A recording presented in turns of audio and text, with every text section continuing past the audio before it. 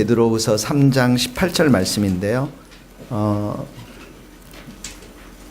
이쪽에 앰프 좀 꺼주셔야 될 것 같은데 소리가 계속 나는데. 베드로후서 3장 18절 말씀.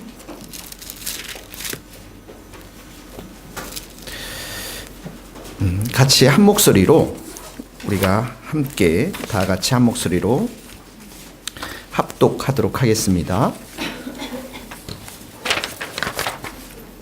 베드로서 3장 18절 시작. 오직 우리 주 곧 구주 예수 그리스도의 은혜와 그를 아는 지식에서 자라가라. 영광이 이제와 영원 날까지 그에게 있을지어다. 다시 한번 읽겠습니다. 오직 우리 주 곧 구주 예수 그리스도의 은혜와 그를 아는 지식에서 자라가라. 영광이 이제와 영원한 날까지 그에게 있을지어다. 아멘. 우리들에게는 많은 고민도 있고 때로는 어려움도 있습니다. 우리 이제 새로운 친구들이 이렇게 같이 예배를 드리게 돼서 환영하고요. 우리 이제 새 학기가 시작되니까 새로운 친구, 또 공부해야 될 것들, 또 선생님, 이 모든 것들이 우리의 고민이 될 때가 있습니다. 또 이런 얘기해서 죄송하지만 우리 권기훈 형제는 결혼을 이제 앞두고 있어서 결혼만 하면 최고인 줄 알았는데 벌써부터 결혼해서 어떻게 살아야 될지 고민이 있고 매번 우리 권기훈 형제가 이런 얘기를 들을 때마다 우리는 참 지나온 사람으로서 때로 한편으로는 측은하기도 하지만 누구든지 우리 안에 그런 고민과 여러 가지 어려움이 있는 것들을 보게 되어지는 것이죠. 돈의 문제, 건강의 문제, 관계의 문제, 가정의 문제, 또 개인의 어떤 교만과 이기심들, 여러 가지 문제들이 있습니다.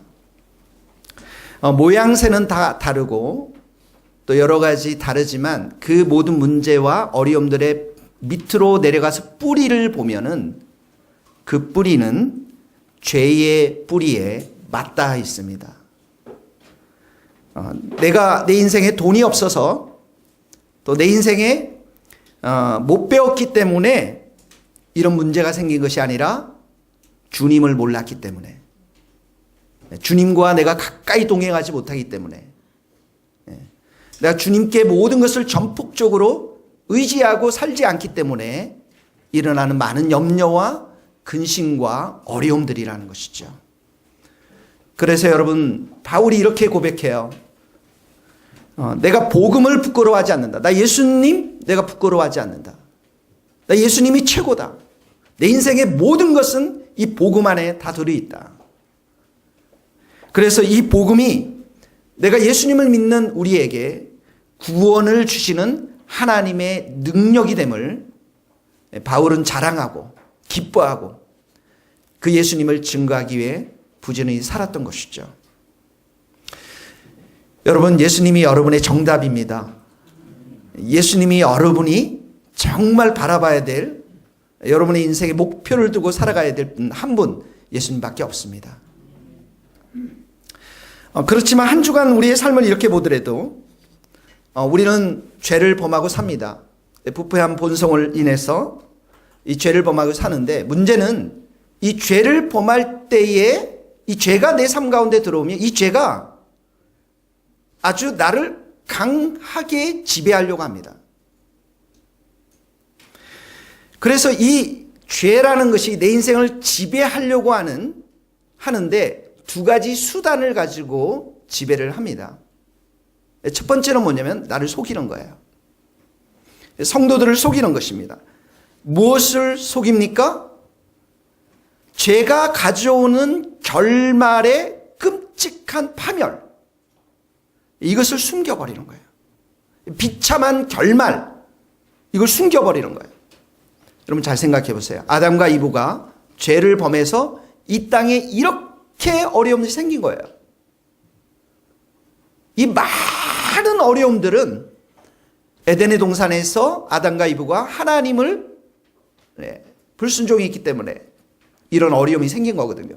그때 그 장면을 다시 한번 생각해 보면 이 사단이 와서 아담과 이브를 이렇게 유혹합니다. 속여요. 내가 선악과를 먹는 날에는 결코 죽지 아니하리라. 속였어요. 그래 따먹었어요. 그래서 어떡합니까? 영적으로 죽었습니다. 하나님 관계가 끊어져 버렸고 육적으로도 다 죽습니다. 속이는 거예요. 죄는 속이는 것입니다. 가룟 유다를 생각해 보세요. 돈을 가지고 있었어요. 돈을 사랑했어요. 이 돈만 가지고 내 인생을 멋지게 살 수 있을 거다. 그래서 예수님을 팔았어요. 근데 결말이 어떡합니까? 죽었습니다. 자살했습니다. 배에 창자가 배 밖으로 다 나와서 비참하게 죽었어요. 요즘 우리 사회는 동성애가 굉장히 지금 심각하게 번져나가고 있습니다. 동성애자들의 결말이 얼마나 비참한 것인가를 본다면 이 동성애를 통해서 에이즈가 확산되고 얼마나 그들의 인생이 비참한 것인가를 본다면 쉽게 속아 넘어가지는 않을 것입니다. 속이는 거예요. 이제 우리 친구들도 보면은 카톡을 통해서 또 이제 클래스에서 친구들과 어떻게 합니까? 왕따를 시키죠. 여러분들은 왕따를 시키지 마십시오. 제발 부탁입니다. 왕따를 당한 친구, 그렇게 그 한 명을 그렇게 모멸적인 언어도 또 때로는 언어로 공격하고 때로는 대화조차도 하지 않고 속이는 겁니다. 그래서 어떻게 합니까? 그 아이가 자살에 이를 수도 있는 것이죠. 그래서 죄는 이렇게 사람들 또 성도들의 마음 가운데 들어와서 자꾸 속입니다. 쾌락을 주고 즐거움을 주고 당장에 그 즐거움이 훨씬 크다라고 속이는 것입니다. 특별히 성도들에게 이 죄는 생각을 멈추게 하고 마음속에 하나님의 말씀, 진리에 대한 인식을 어둡게 해버려요. 여러분, 말씀이 얼마나 귀합니까? 여러분 매일매일 음식을 드시고 사시죠? 말씀도 마찬가지예요. 이 말씀을 통해서 누리는 축복이 얼마나 큽니까, 여러분? 다윗이 사울이 다윗을 군대 장관으로 삼을 때 왜 삼은 줄 아십니까? 성경에 보면 다윗이 가는 곳마다 지혜롭게 행동했다는 거예요. 그래서 그들을 처음으로 그 군대 장관으로 삼습니다. 무엇으로 지혜로울 수 있습니까? 여러분이 원수들보다도 무엇으로 지혜로울 수 있습니까? 하나님의 말씀인 거예요. 말씀으로 여러분들 지혜로울 수가 있는 것입니다. 그래서 말씀을 먹으면 승리할 수 있고 리더가 될 수 있어요. 지도자가 될 수가 있다고요. 우리 한번 성경을 읽어봅시다. 시편 여기 주보에 읽어봅시다. 시편 119편 98편 주의 계명들이 시작. 주의 계명들이 항상 나와 함께 함으로 그것들이 나를 원수보다 지혜롭게 하나이다. 다윗은 사울이 보낸 곳마다 가서 지혜롭게 행하며 사울이 그를 군대의 장으로 삼아. 여러분들 지혜로울 수 있기를 바랍니다. 여러분들을 군대의 장으로 삼고 리더로 삼을 수 있기를 바랍니다. 근데 무엇이 여러분들을 지혜롭게 합니까? 말씀이에요. 하나님 말씀이에요. 근데 죄는 어떻게 합니까? 끊임없이 여러분들을 속입니다. 어떻게 해요? 말씀 못 보도록, 큐티 못 하도록, 설교 말씀 못 듣도록, 통독 못 하도록 끊임없이 속이고 끊임없이 역사하는 거예요. 이 죄의 힘인 것이죠. 여러분, 두 번째는 이렇게 죄는 속이기지만 죄는 힘이 있어요. 억압하는 힘이 있습니다. 사람을 억압하는 힘이 있어요. 여러분, 제가 어릴 적부터 지금까지 하는 것 중에 우리 집에서 하는 것 중에 하나가 씨름을 하는 거예요. 저희 아내하고는 감히 씨름을 못합니다. 힘이 워낙 세기 때문에. 하는 아이가 우리 채연이하고 씨름을 하는 거예요. 채연이와 제가 씨름을 하면 누가 이기겠습니까? 당연히 채연이가 이기겠죠. 여러분, 져주는 거예요, 아빠가. 누가 힘이 셉니까? 당연히 제가 쓰지 않겠습니다. 한 번 들어서 엎어버리면 게임이 끝나는 거거든요. 왜 그렇습니까? 힘이 있기 때문에 그런 거예요. 죄도 힘이 있어요. 여러분, 악한 습관들 있죠? 여러분들 안에 악한 습관들 있을 겁니다. 어떤 사람은 시기가 시기와 질투가 많을 거예요. 어떤 사람은 미움이 많아요. 모든 것이 미워요. 강아지를 봐도 믿고 순댓국을 봐도 믿고 모든 게 믿는 거예요. 가는 곳마다 버스도 믿고 전철도 믿고 모든 게 미운 사람이 있어요. 어떤 사람은 어떻게 해요? 분노하는 사람도 있을 거예요. 어떤 사람은 어떻게 해요? 모든 게 비판이에요. 저 기둥은 왜 이렇게 두껍냐에서부터 이 의자는 왜 색깔이 있냐, 모든 게 비판입니다. 또 어떤 사람은 입에서 쏟아내는 말마다 안 돼, 결코 안 돼, 부정적인 말들만 계속 쏟아내는 사람이 있어요. 악한 습관 여러분들 다 있을 것입니다. 그런데 여러분들 스스로에게 물어보세요. 그거 지금 당장 그만둘 수 있어요? 그렇게 걱정만 하고 밤새도록 염려가 하고 늘 그냥 생각하는 이 모든 걸 지금 당장 끊을 수 있느냐라는 거예요. 이 죄의 힘이라는 것입니다. 죄는 강력한 힘을 가지고 있어요. 그래서 이 죄가 한 사람 가운데 형성되기 시작하면 어떡합니까? 그 죄를 습관화 시켜버려요. 그리고 죄의 욕망으로부터 멀어지지 않도록 마음에 집착하도록 만드는 게 이 죄인 것입니다. 그래서 여러분, 헤로디아라는 성경의 여인이 있어요. 헤롯의 부인이 헤로디아인데 누굴 죽이려고 합니까? 세례 요한. 끝까지 죽이려고 하잖아요. 결국 누구를 통해서 죽입니까? 딸을 통해서 죽이게 하지 않습니까? 집착이에요. 죄에 대한 집착, 죄에 대한 이 강한 힘. 성경에서 여러분 가장 많은 식당을 알고 있는 사람이 누군지 아세요? 바리새인들이에요. 외식을 너무 좋아했거든요. 외식, 권사님 죄송합니다. 외식이 음식 식당이 아니고요. 외식이란 겉과 속이 다르다는 거예요. 하나님을 정말 사랑하지 않는데 겉으로는 하나님을 사랑하는 거예요. 하나님을 정말 의지하지 않는데 겉으로는 하나님을 의지하는 이 외식. 그러니까 바리새인들을 보면은 신앙 예배 드릴 때도 외식, 잔치집에 때도 외식, 길거리에서도 외식, 사람들과의 관계 속에서도 외식, 기도할 때도 외식, 금식할 때도 외식, 11조도 외식, 완전히 외식으로 밥 말아먹는 사람들이 바리새인들이에요. 그게 뭐냐면 죄의 힘이라는 거예요. 죄의 강력한 힘이라는 거예요. 이 집착해 하는 것들. 여러분 지금 우리 사회는 가정들이 많이 어려움을 겪고 있습니다. 여러분 가정에서 중요한 기둥, 네 기둥이 있습니다. 첫 번째 기둥이 뭔지 아세요? 사랑이죠. 사랑입니다. 서로 사랑하는 것. 예. 끊임없이 사랑해 주는 것, 용서해 주는 것. 두 번째는 뭡니까? 친밀한 관계입니다. 서로를 신뢰하는 것이 시간이 오래 걸리는 겁니다. 친밀한 관계. 세 번째는 뭡니까? 서로를 존중해 주는 거죠. 서로를 귀하게 여기는 것이죠. 마지막으로 뭡니까? 이해하는 것입니다. 서로를 이해하는 것입니다. 네. 그런데 이 기둥들이 하나만 빠지고 두 개만 빠져도 어떡합니까? 가정에 어려움을 겪어요. 그래서 자녀들 안에 많은 어려움들이 있는 것들을 보게 됩니다. 상처가 있고요.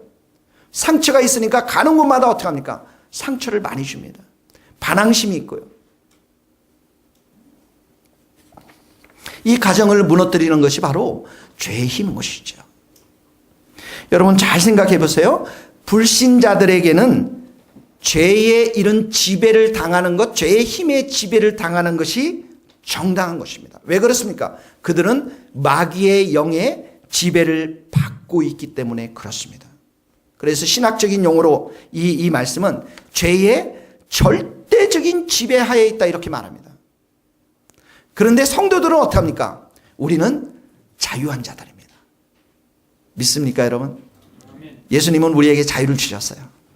우린 자유가 있어요. 무엇으로부터 자유입니까? 죄의 종으로부터 자유인 것입니다. 우리는 죄로부터 해방이 되었어요. 우리는 의인이 되었어요. 우리는 예수님 안에서 성령님께서 죄와 사망의 법에서 우리를 해방시켜 주셨습니다. 여러분 믿습니까? 여러분 정말 의인이세요? 그렇게 자유가 있으세요? 자유가 있는 자들은 얼굴이 밝아집니다. 기쁨이 있어요. 감사가 있어요. 자신감이 있습니다. 확신이 있어요. 소망이 있습니다. 그러다가 살다 보면 내 안에 갑자기 뭐 욕심이 생기고 교만이 생기고 이기심이 생기고 뭐 분노가 생기고 부정적인 말, 염려, 걱정 이런 것들 이렇게 보게 되면서 아직도 내가 죄를 범하다니. 아니 이럴 수가. 나는 의인인데 나는 자유자인데 여러분들이 전설의 고향 얘기 듣는 것처럼 왜 이렇게 얼굴들을 그러게 하십니까? 여러분들은 의인입니다. 자유자예요. 분명히 생각해요. 여러분들을 지배하는 사단의 영이 지배하는 것이 아니라 성령께서 우리를 지배하시는 것이고 하나님께서 우리를 지배하시는, 우리에게 자유를 주셨어요. 의인의 자리에 주셨던 것이죠. 거기 한번 갈라디아서 5장 1절 같이 읽어봅시다. 그리스도께서, 시작. 그리스도께서 우리를 자유롭게 하려 자유를 주셨으니 그러므로 굳게 서서 다시는 종의 멍에를 매지 말라. 죄로부터 해방되어 의에게 종이 되었느니라. 이는 그리스도 예수 안에 있는 생명의 성령의 법이 죄와 사망의 법에서 너를 해방하였습니다. 할렐루야.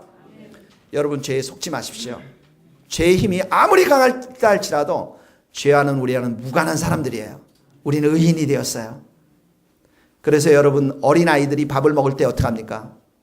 밥을 먹을 때 여기 붙이기도 하죠. 밥풀도 붙이고 흘리기도 하잖아요.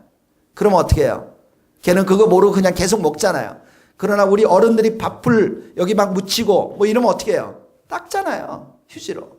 왜? 그것이 나의 것이 아니기 때문에. 나는 장성한 자이고 어른이기 때문에. 여러분들이 의인이 되셨어요. 여러분이 자유자가 되셨다고요. 그래서 그런 죄들이 나한테 들어올 때 닦아버리면 돼요.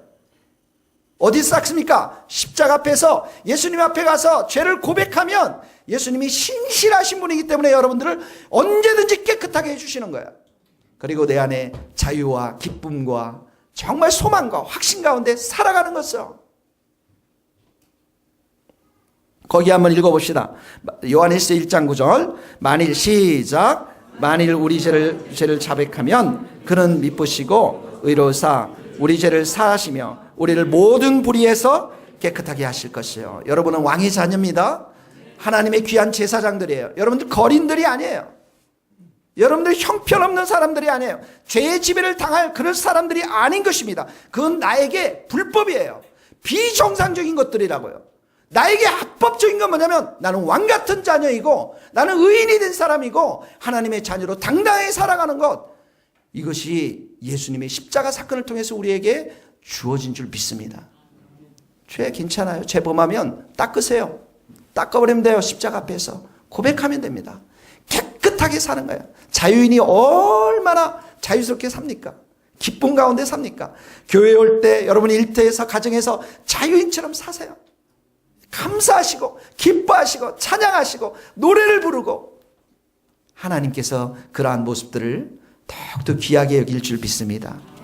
여러분, 죄가 이렇게 여러분들의 인생을 지배하면 두 가지 현상이 나타나요. 하나는 뭐냐면 악의 열매를 맺어요.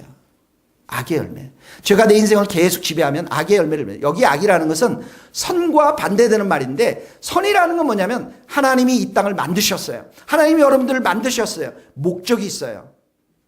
그 목적에 순응해 가면서 살아가는 게 선인 것이에요. 그래서 하나님을 사랑하는 것, 하나님을 예배하는 것, 하나님께 경배와 찬양을 드리는 것, 이건 다 선한 것이에요.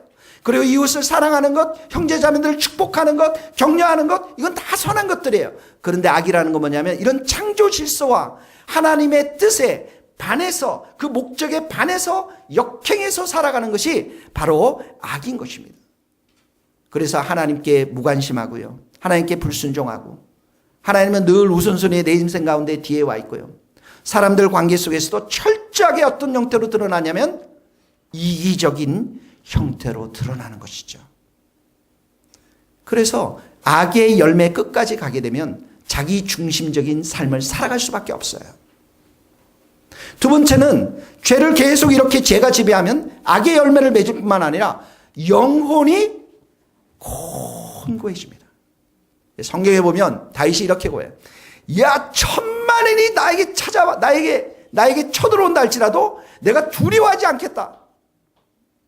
여러분들에게 몇 사람 옆에 이제 있는 사람들이 여러분들 막 괴롭히고, 뭐 렌트비 빨리 올려달라 막 괴롭히고, 여러분들 막 두렵잖아요, 막. 예? 근데 이 다윗이 얘기하잖아요. 천만인이 나한테 두렵지 않다. 내가 주님을 의지하고 적군에게 뛰어든다. 이런 거 봐요. 내가 주를 의뢰하여 적군을 향해서 달리면서 주님을 의지하면서 담장을 뛰어넘은. 제가 어렸을 때 여러분 담장을 막 뛰어넘고 그랬거든요.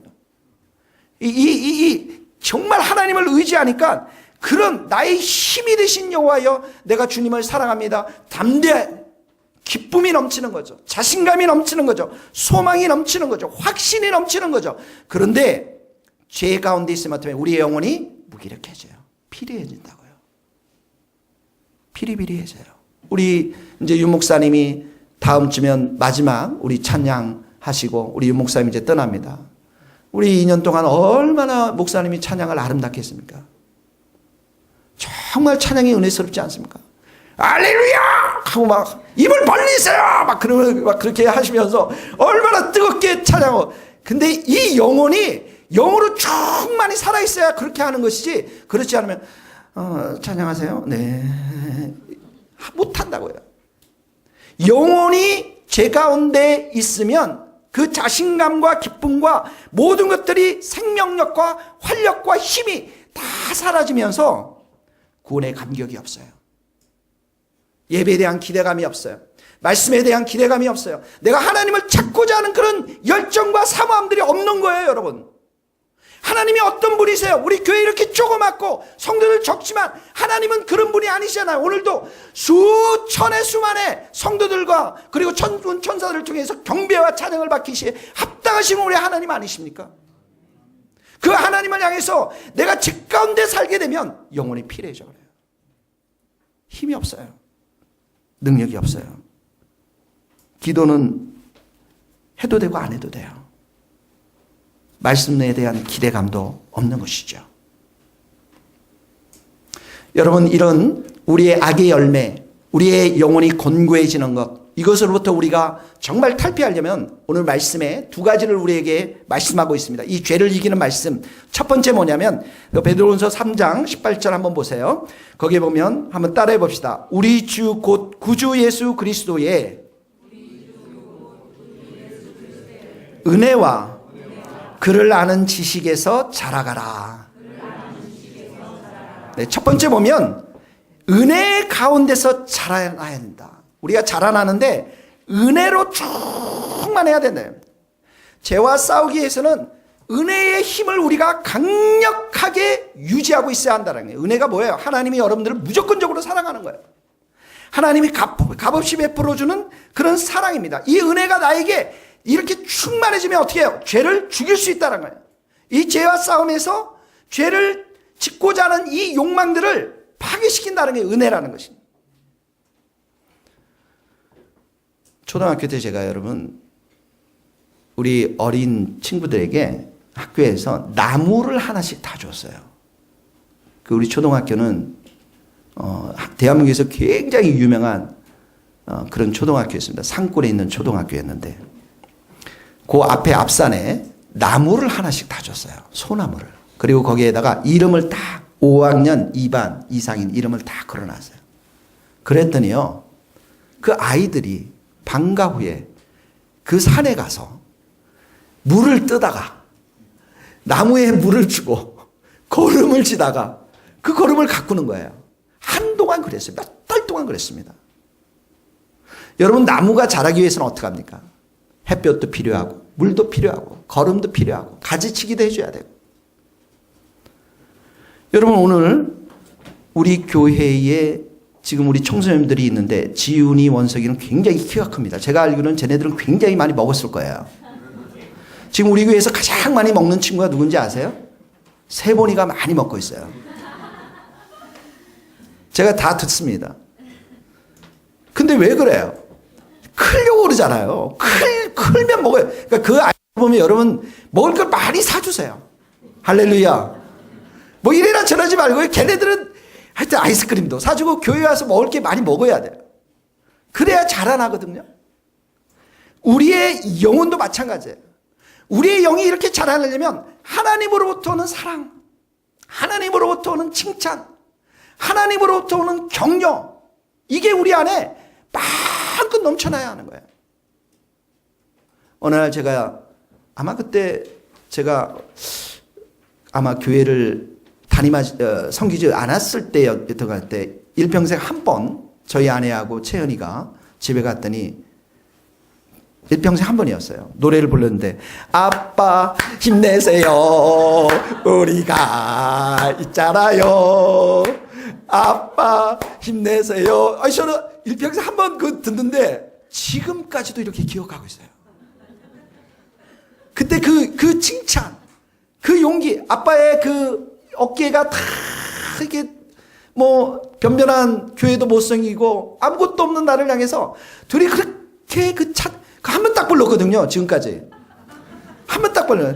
오늘 가서 불러줄지 모르겠지만 여러분 마귀는 있잖아요. 여러분을 죽이려고 해요. 마귀는 계속 죽이려고 해요. 마귀는 여러분들의 힘, 여러분들의 영혼 가운데 자꾸 죽이고, 예수님은 어떻게 합니까? 여러분을 살리려고 해요. 예수님은 어떻게 합니까? 여러분을 사랑하세요. 예수님은 여러분을 격려하세요. 여러분을 칭찬해 주시고 격려해 주세요. 마귀는 어떻게 합니까? 우리를 계속 판단하고 비판하고 고소하고 우리를 힘들게 하는 것이죠. 그래서 내 안에 있는 은혜의 질서, 은혜의 정서들이 계속해서 자라나려면 예수님으로부터 칭찬과 격려가 계속 있어야 하는 것이에요. 그래서 여러분들이 예수님에 자꾸 나가야 되고 예수님과 친해져야만 하는 것입니다. 내가 그 칭찬과 격려를 받으면 어떻게 해요? 또 예수님을 찾아요. 또 예수님을 향해서 사모합니다. 열정이 또 생기는 거예요. 여러분들도 마찬가지잖아요. 맨 옆에 왔는데 너 안 될 거야. 부정적인 말 하는 사람은 어떻게 해요? 다음에 만나고 싶지 않아요. 그런데 이 사람 만나면 나를 칭찬해줘요. 격려해줘요. 힘을 줘요. 그러면 어떡합니까? 여러분들이 커피도 사고 밥도 사줄 마음이 있잖아요. 최고의 칭찬과 최고의 여러분들을 사랑하시는 분은 예수님이신 줄 믿습니다. 예수님이 믿어요. 여러분 자신에 대해서 너무 실망하지 마세요. 여러분 다 아세요. 예수님께서 우리가 얼마나 형편없는 사람인지. 자책하지 마세요. 괜찮아요. 이번 주에도 여러분 많이 싸우셨죠? 많이 화냈죠? 괜찮아요. 예수님이 다 아세요. 우리가 아무리 밑바닥에 내려가도 기억해야 될 것은 뭐냐면, 아무리 죄가 우리 강하다 할지라도 기억해야 될 것은 아직도 내게 부어질 하나님의 은혜가 남아있다라는 거예요. 내가 아무리 잘못하고 내가 아무리 내 자신을 보는 형편없다 할지라도 아직도 예수님은 우리에게 베풀어 주신 충만한 은혜가 남아있는데, 그 은혜가 부어지면 거의 다 죽는 사람도 일어날 수 있다는 거예요. 살아날 수 있는 거예요. 여러분 4대 교회가 그런 교회였습니다. 우리 한번 읽어봅시다. 계시록 3장 1절. 너는 4대 교회, 시작. 4대 교회에 너는 살아있다는 이름은 가지고 있으나 실은 죽어 있구나. 너는 일깨어 그 남은 바 죽게 된 것을 굳건하게 하라. 살아있지만 죽어있대. 뭘 죽어있습니까? 예배도 죽었어요. 기도도 죽었어요. 사랑도 죽었어요. 다 죽어가고 있는데, 여기 정확히 죽은 교회라는 것은 죽어가고 있는 교회를 말해요. 그 행위를 보니까 하나님을 기쁘시게 하는 행위가 별로 없어요. 거의 없어요. 그런데 어떡합니까? 그 남은 바, 지금 살아있는 그 작은 남은 바, 그것을 굳건하게 하라는 거예요. 무엇으로 굳건하게 할 수 있습니까? 주님의 은혜로 굳건하게 할 수 있는 거예요. 주님의 은혜로. 주님의 은혜로 살아갈 수 있는 거죠. 겨울에 얼음을 이렇게 지치다가 얼음 위에서 잘 놀다가 그게 추우니까 나무를 이렇게 떼놓거든요. 모닥불을. 그래서 실컷 놀다 보면 모닥불이 거의 다 죽어갑니다. 불씨가 거의 남지 않아요. 근데 그 모닥불에다 어떻게 해요? 낙엽을 다시 놓고 나무를 붓고서 불면 어떻게 해요? 확 살아납니다. 확 살아나서 거기에 어떻게 해요? 나무를 다 올려놓고 고구마 감자 구워 먹으면 너무 맛있죠. 은혜도 마찬가지입니다. 거의 다 우리가 죽어 있지만, 거의 다 죽은 것 같지만 우리가 다시 회개하고 주님의 사모하고 은혜를 사모하면 우리 주님께서 우리의 그 연약한 우리 영혼 위에 풍성한 은혜를 부어주시는 거예요. 그래서 사랑하는 성도 여러분, 우리가 매일매일 해야 될 것 중에 하나가 뭐냐면 십자가 앞으로 나가야 돼요. 예수님 앞으로 나가야 됩니다. 십자가 앞에, 여러분 십자가를 보세요. 십자가를 보세요. 누가 보이십니까? 예수님이세요. 영광의 하나님, 영광의 주, 그 하나님께서 십자가에 달려 돌아가셨어요. 왜 돌아가셨습니까? 이 문제 많고 어려움 많은 우리를 구원하기 위해서 돌아가신 거예요. 우리에게 은혜를 베풀어 주시기 위해 돌아가신 거라고요. 타이타닉이 보세요. 다 지금 타이타닉이 영국의 큰 배가 바다에 침몰할 때 어떻게 하냐? 많은 사람이 죽어가지 않습니까? 세월호에 많은 사람 친구들이 죽어가지 않았습니까? 이 세상은 지금 침몰해가는 배라고요. 그 배에 유일하신 구원자 한 분이 계신데 그분이 누구라고요? 예수님이시라는 거예요. 그래서 여러분과 제가 매일 노래 불러야 될 게 뭐냐면 주님의 거룩한 보혈로 우리를 깨끗하게 씻어 주옵소서. 그리고 주님, 내 영혼에 충만한 은혜를 부어 주시옵소서. 네. 우리 한번 이 찬양해 봅시다. 따라해 보세요. 죄에서 자유 얻게 함은 보혈의 능력, 주 시험을 이기고 승리하니 참 놀라운 육체의 정욕을 이길림은 육체의 정욕을 보혈의 능력 주 정결한 마음을 얻게 하니 정결한 마음 얻게 참 놀라운 능력이 눈보다 더 이게 맑히는 보혈의 능력 주의 부정한 모든 것 맑히시니 참 놀라운 능력 구주의 복음을 전할 제목 보혈의 능력 주 날마다 나에게 찬송 주니 참 놀라운 능력으로 주의 보혈 박수치면서 능력이 있도다 주의 피 주의 보혈 그 어린 양의 매우 귀중한 피로다. 여러분 죄가 있어요. 죄는 속박해요. 근데 죄에서 자유케 하는 보혈의 능력입니다. 눈보다 더 이기게 하는 것.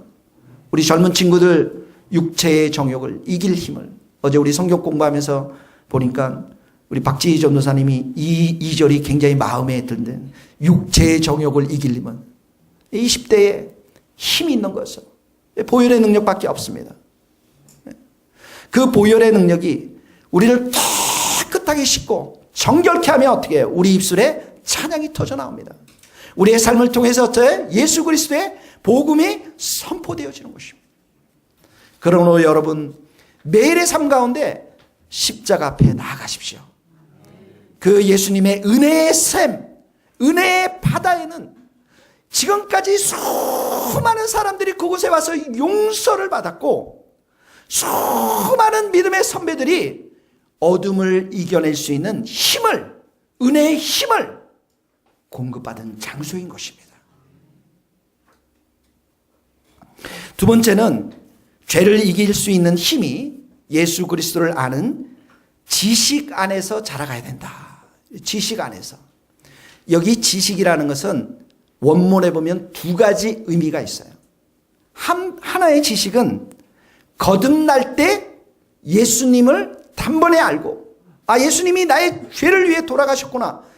그래서 그 예수님을 나의 구주로 영접할 때 단번에 일어나는 지식이 있고요. 거기에 헬라어가 에피그노시스라는 헬라어의 단어가 있고 여기 단어는 그노시스라는 단어를 썼는데 이 단어는 뭐냐면 예수님을 매일의 삶의 과정 속에서 삶 속에서 하나씩 알아가는 것을 말해요. 예수님의 그 말씀을 통해서 매일 묵상하고 그 예수님의 말씀을 먹으면서 예수님과 친밀하게 동행하면서 예수님을 알아가는 걸 말합니다. 예수님을 향한 사랑, 예수님을 향한 예배, 예수님을 향한 그 기도, 이 말씀을 통해서 날마다 성장하는 것을 말해요. 그래서 우리의 영혼 가운데 가장 가장 중요한 것 중에 하나가 예수님의 말씀을 충만히 담고 사는 것입니다. 여러분, 승리할 수 있는 힘, 승리할 수 있는 이 마귀와 사단에게 승리할 수 있는 칼이 어디로부터 나옵니까? 예수님의 입으로부터 나와요. 예수님의 입이 칼이에요. 적군을 무릇찌르는 그 원수의 마귀의 사탄을 찌를 수 있는 칼이고, 여러분들의 그 부패한 마음들, 상한 마음들 도려내고 치유하고 회복시킬 수 있는 그 검이 예수님의 입에서부터 나오는 거예요. 거기 한번 읽어봅시다. 계시록 1장 16절. 그의 입에서, 시작. 그의 입에서 좌우에 날쌘 금이 나오고 또 여러 형제가 어린 양 피와 자기의 증거하는 말을 인하여 저를 이겨내라. 자기의 증거하는 말, 예수님의 말씀을 통해서 사단을 이겼다라고 성경은 기록합니다. 여러분, 우리 세계의 가장 중요한 분이 누구십니까? 예수님이에요. 여러분, 예수님 사랑하세요. 예수님을 더 알아가도록 여러분 헌신하세요. 예수님 말씀을 더 많이 귀 기울이세요. 여러분, 예수님 안에는 사랑이 있습니다. 거룩이 있어요. 능력이 있어요. 지혜가 있어요. 의로움도 있어요. 구원, 기쁨, 평강, 진리, 예수님 안에 은혜가 있습니다. 예수님의 말씀 안에는 이 모든 것들이 담겨져 있고, 그래서 이 예수님을 알면 알수록 어떻게 합니까? 예수님만이 우리 인생의 왕이 되시고 우리 인생의 주인이 되시고 우리 인생의 구원자 되심을 우리가 깨닫는 거예요. 그래서 내 마음이 예수님을 사랑하게 되는 것입니다. 여러분, 예수님을 찬양하세요. 여러분, 예수님을 의지하세요. 예수님의 이름을 부르세요. 예수님을 정말 사랑하십시오. 그런 자들에게 예수님께서는 마음껏 그 인생 가운데 은혜와 지식으로 충만케 해서 죄를 죽이고 승리하는 삶을 살아가게 할 줄로 믿습니다. 믿습니까, 여러분? 큐티하시고 또 금요철라도 오셔서 기도도 하시고 열심히 하시길 바랍니다. 우리 같이 한번 찬양할 텐데요. 우리 찬양한 거 합시다. 내 모든 것 나의 생명까지 주 임재 안에서 우리 찬양 같이 우리 찬양팀 나오셔서 찬양을 하겠습니다. 주 임재 안에서 다 같이 우리 찬양하겠습니다.